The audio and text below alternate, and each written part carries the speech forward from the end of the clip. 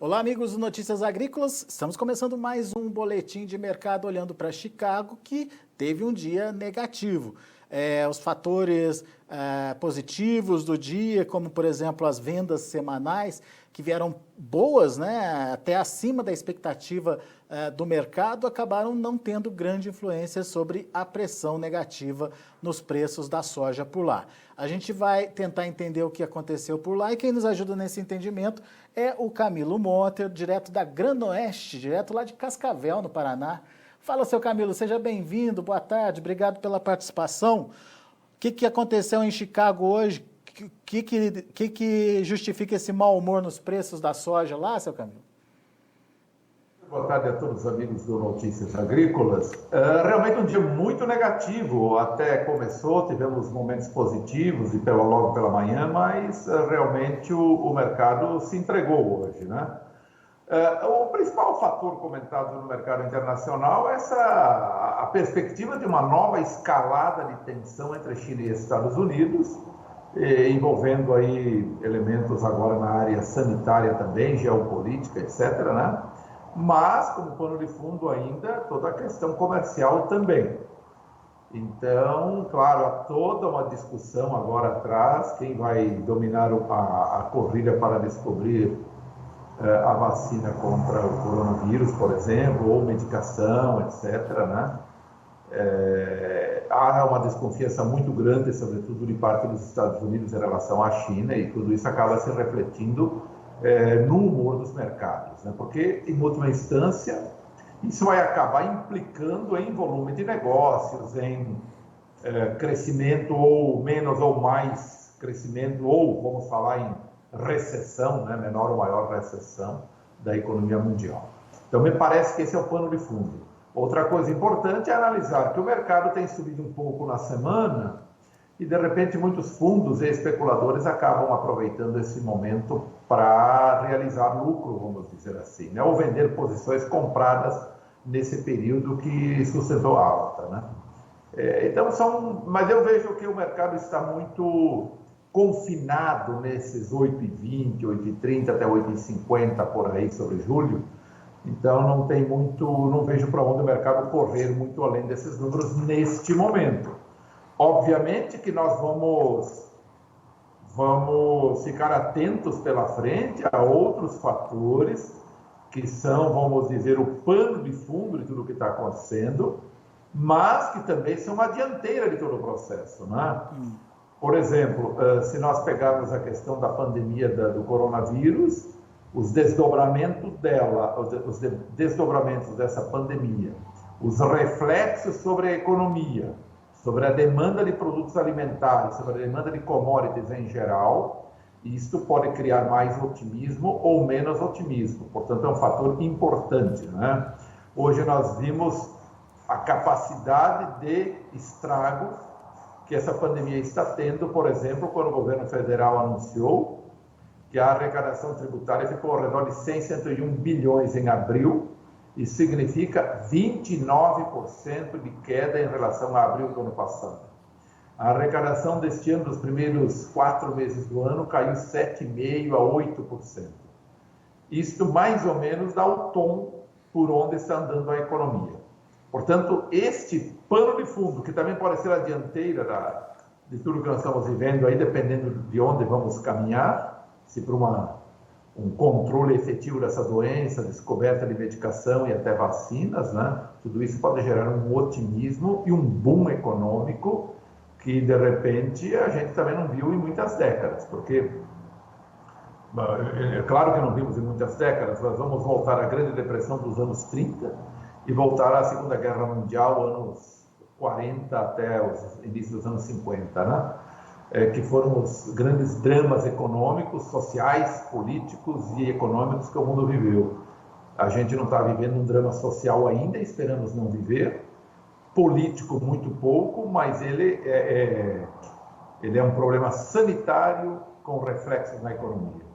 E as incertezas são muito grandes. Mas a gente pode, se tudo entrar sob controle no decorrer dos próximos meses, a gente pode viver, inclusive, um boom econômico, porque a capacidade ociosa está aí para ser reativada. Então, há todas essas perspectivas, isso poderia gerar um otimismo muito grande.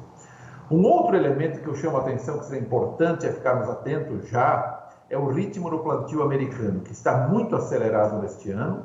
Na última segunda-feira, o governo americano anunciou que mais de 50% da soja, se não me engano, 53% da soja já havia sido semeada, contra uma média histórica da casa dos 30%. Né? O milho, cerca de 80%.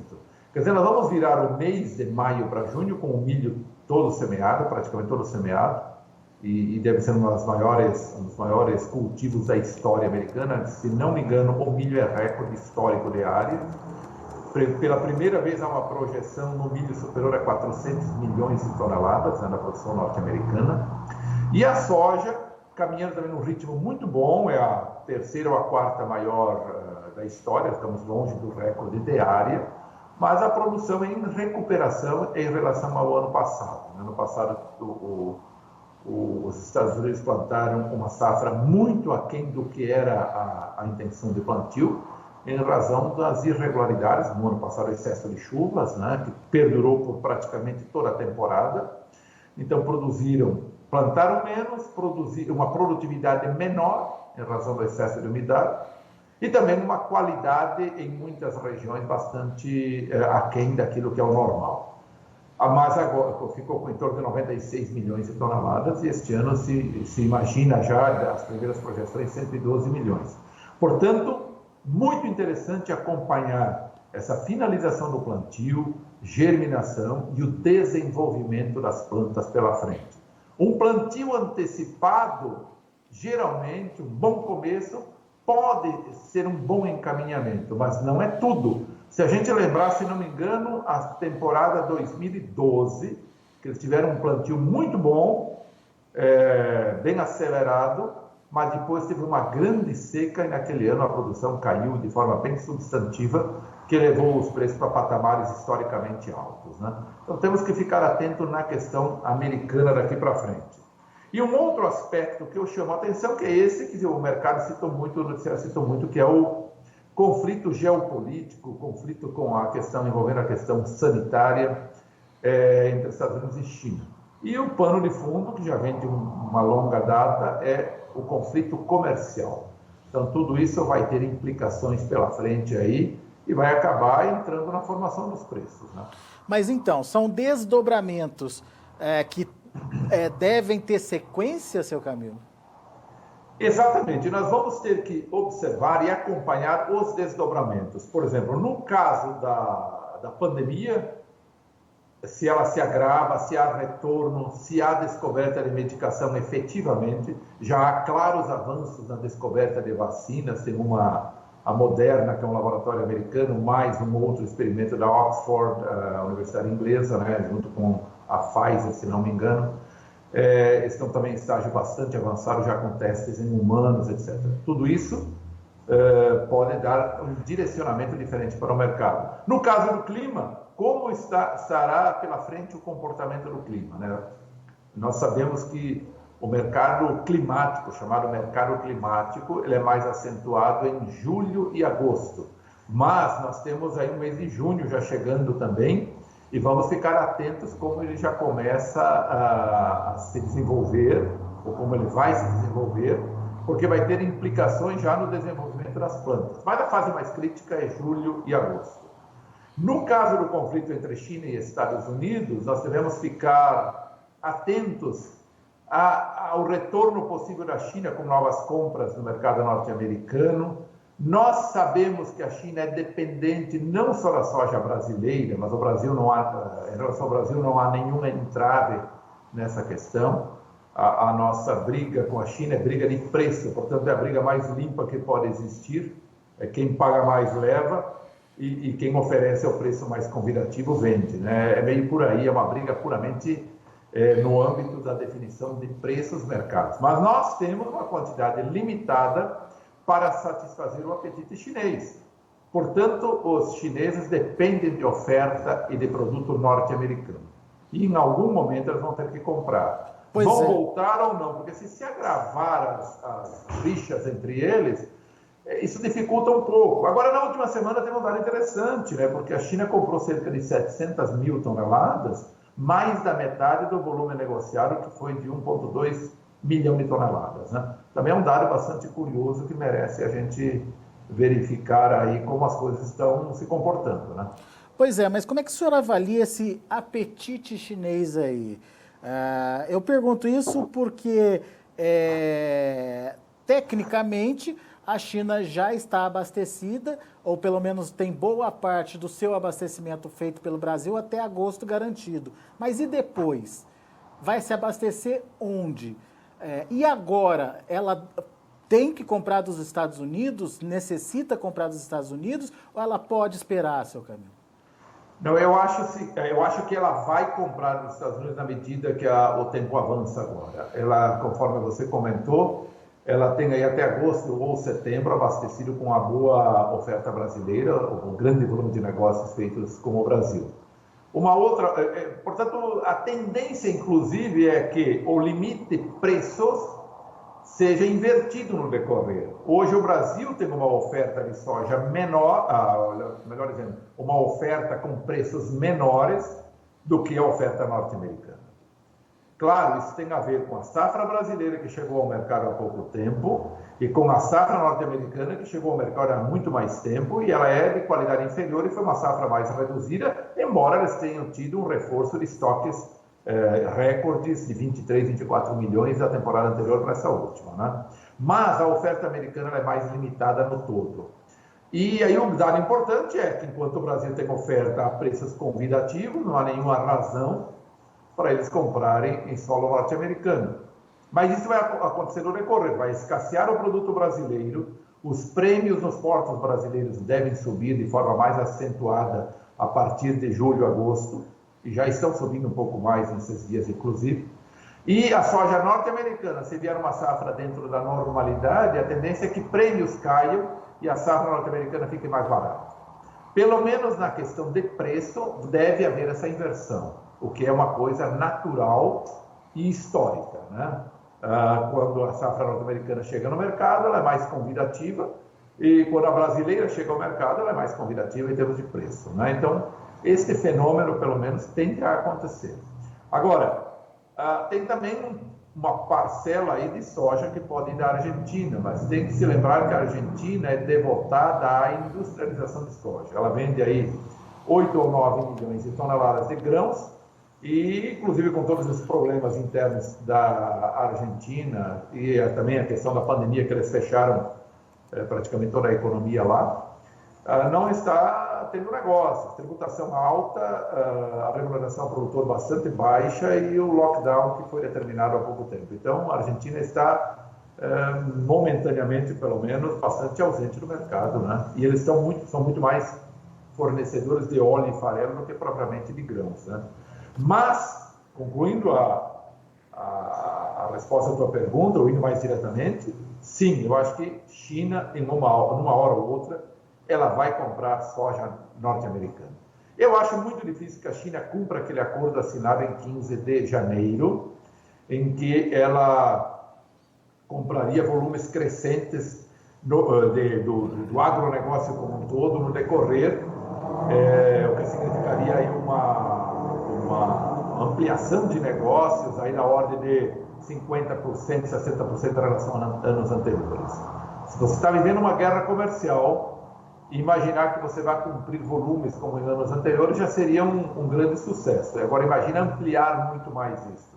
Mas o compromisso está dado e assinado, agora acho difícil que vá cumprir no todo, mas acho que produtos de grande interesse, e aí sobretudo soja, essa terá que ser negociada de uma maneira ou de outra para abastecer o mercado chinês. Veja que a China, ela de 82, 83, passa para 88, 89 neste ano, de importações, e vai para 96. Nós não ouvimos ainda, não repetimos o número superior a 100 milhões, como havíamos repetido no início de 2018, de que a China iria comprar mais de 100 milhões de toneladas naquele ano. Os 3 dígitos, né, seu Camilo? Exatamente. Aliás, até era 103 milhões de toneladas. Maio, junho de 2018, os primeiros levantamentos de projeções para a safra 19-20, né? o governo americano já estimulava aliás, naquela época, 18 e 19. Antes da guerra comercial, né? Nós estávamos em maio, junho de 2018 e começou a projeção de 18 e 19. Exatamente antes da guerra comercial, que ela se agravou a partir de agosto, setembro, ali, né? Mas isso, aliás, junho por aí começou, né? Agosto, setembro foi mais as tarifações, peste suína africana, né? Tá. Bom, naquele momento se falava um número acima de 100 milhões. Ainda não chegamos nele, mas provavelmente na próxima temporada a gente vai voltar aos 3 dígitos novamente. Muito bem. Eu queria retomar aquele trecho que o senhor falou dos prêmios aqui no Brasil, que os prêmios devem subir a partir de julho e agosto e já começaram a subir. Dá uma ideia para a gente de como isso pode funcionar, seu Camilo. Prêmios nos portos brasileiros na faixa de 70, 65, 70, 75. Agora devem haver algumas atualizações no decorrer em razão dessa queda de preços, né? Em Chicago especialmente, e na queda do câmbio, né? Porque o câmbio também foi uma das razões que conteve bastante a evolução de prêmios, porque o mercado internacional imagina o quê? Qualquer comprador. Bom, o câmbio está remunerando o produtor. Por que eu vou forçar uma remuneração via prêmios, né? Então, obviamente, que um importador lá fora ele vai arriscando a dar bids de compra mais baixos em termos do prêmio, porque ele não vai falar em termos de moeda, porque a moeda não é uma coisa dele, a moeda é coisa nossa aqui dentro, né? A questão cambial. Né? Então, também essa certa redução do câmbio nos últimos dias ajudou a melhorar, né? Então, basicamente isso, há uma perda de competitividade, digamos, do produto brasileiro, e o importador vai pagar um pouco, vai melhorar seus prêmios, e é isso que tem acontecido agora. Esse é um fator. O segundo fator é que... Mas ainda é uma tentativa de resgatar esse resto de soja que a gente tem, certo? Sim, claro. Exatamente isso. O produtor é barganha, né? Você vai pleitear pelo que é melhor, né? E o produtor aqui lutando, resistindo, né?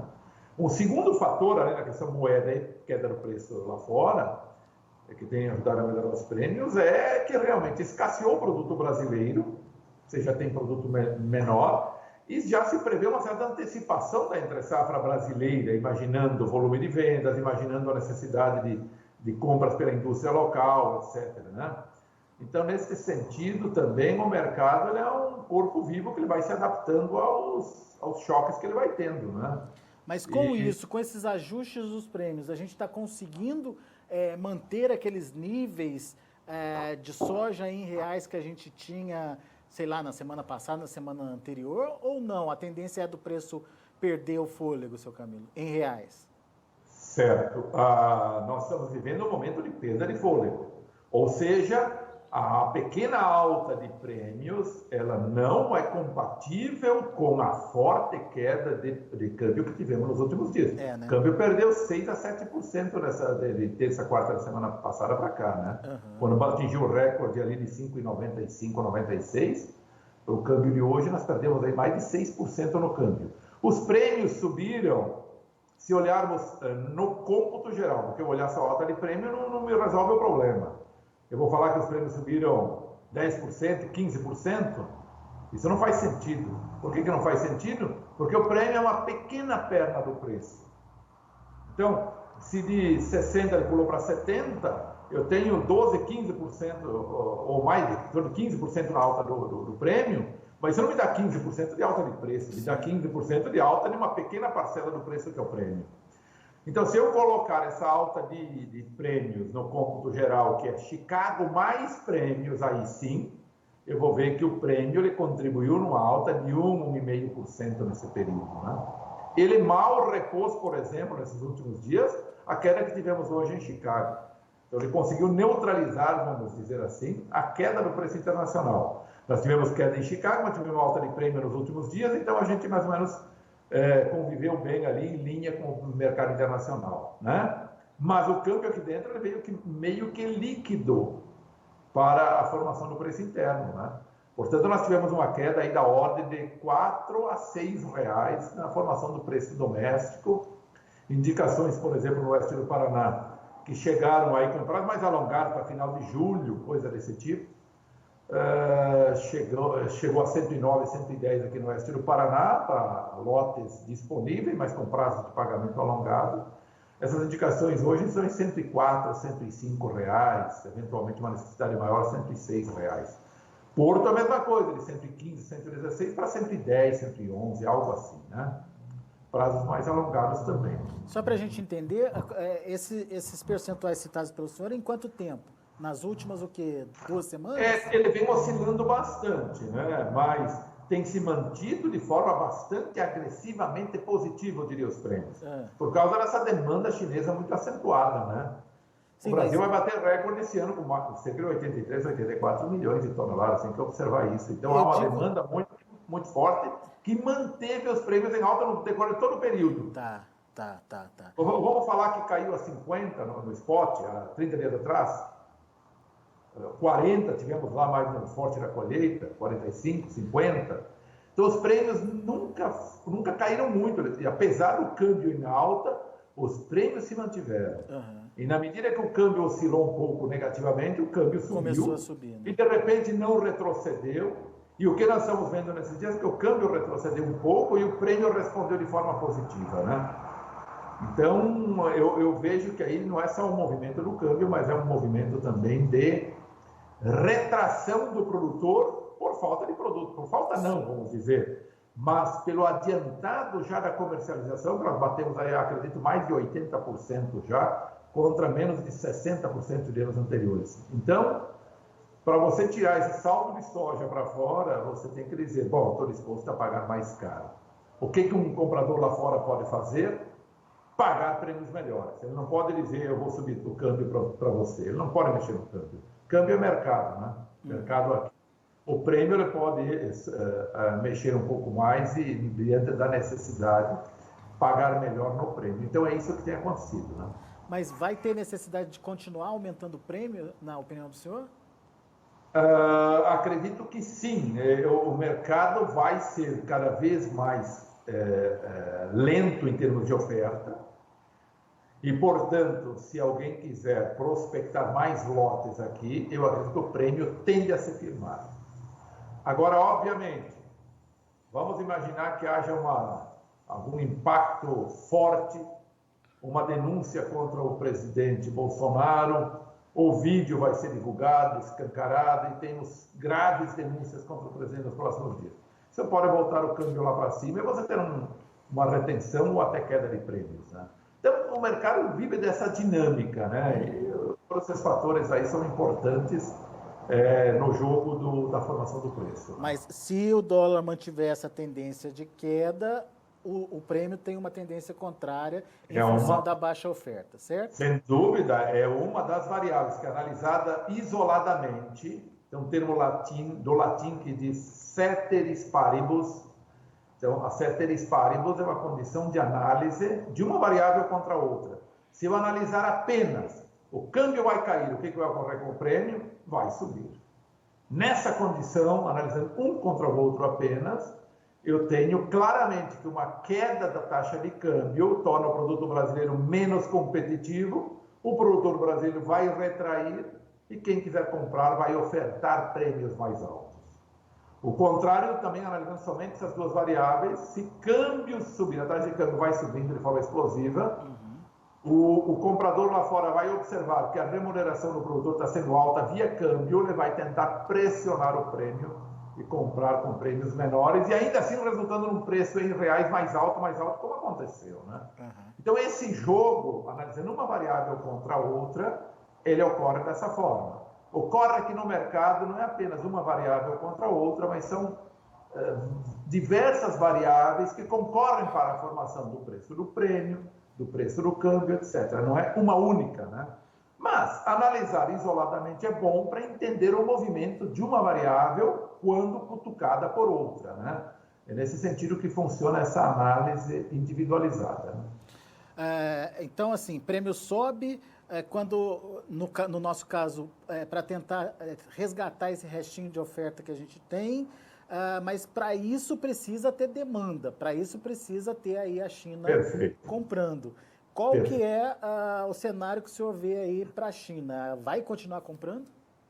Eu acredito que sim, vai continuar comprando e vai começar a beliscar mais os Estados Unidos. E eu aqui arrisco dizer, essa é a minha opinião pessoal, que só com um agravamento muito sério entre Estados Unidos e China, nas suas relações aí, tensões aumentarem muito, é que soja não vá para a China. Mas, de outra maneira, a soja é um produto que vai para a China com situações até, eu diria, bastante críticas das relações entre os dois.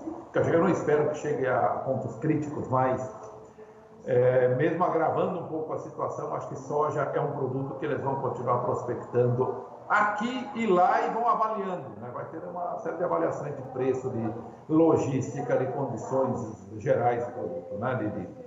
De oferta, demanda, qualidade, a questão geopolítica vai entrar nesse jogo, mas o produto brasileiro está escasseando e vai subir aqui dentro. Nós vamos ter um período entre safra com preço bem acima de paridade, com certeza, esse ano, né? Então, não acredito que as exportações durem muito tempo pela frente, como tivemos em anos anteriores, em que nós tivemos uma comercialização mais alongada no decorrer dos meses, muito mais comedida, com exportações, claro, mais acentuadas no período de pós-colheita, março, abril, maio, junho, mas se alongando também para agosto, setembro, outubro, sendo que teve o ano de 2018, nós tivemos no mínimo 2,5 milhões, 3 milhões de toneladas em cada um desses meses. Nós batemos recordes mensais de setembro, outubro, novembro, dezembro até janeiro, embarcando 2, 3 milhões de toneladas.